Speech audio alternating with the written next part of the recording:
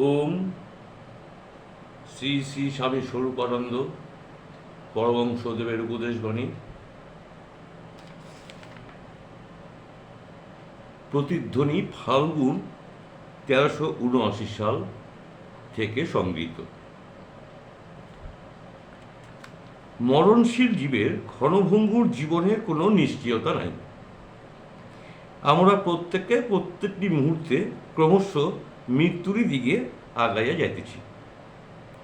কখন যে পক্ষ বৃক্ষ পত্রের মতো বিন্দুচ্যুত হইয়া কে ঝরিয়া পড়িব কেহ জানি না। একটি পাখির ডানার ঝাপটায়, একটু বাতাসের আন্দোলনে, একটি মাত্র বজ্রের কড়কড়ানিতে যে কোনো পাতা গাছ হইতে খসিয়া পড়িতে পারে। তাই আমাদের প্রতিজনের সাবধান হওয়া প্রয়োজন, যেন জীবনের যে সময়টুকু হাতের মুঠার মধ্যে রহিয়াছে তাহাকে সদ্ব্যবহারে আনিয়া সার্থক করিতে পারি।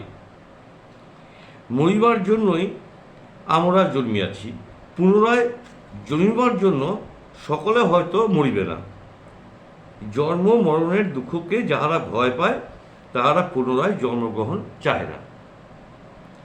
আমি বারংবার মরিতে ও বারংবার জন্মিতে চাই। প্রতিটি জন্মে জগৎবাসীর কল্যাণকল্পে কঠোর শ্রম করিয়া সার্থক হইতে চাই। মরণকে আমি ভয় করি না, তোমরাও ভয় করিও না। জগৎ মঙ্গলের সাধক তোমরা, জন্ম ও মৃত্যু উভয়ই তোমাদের নিকট তুল্যমূল্য।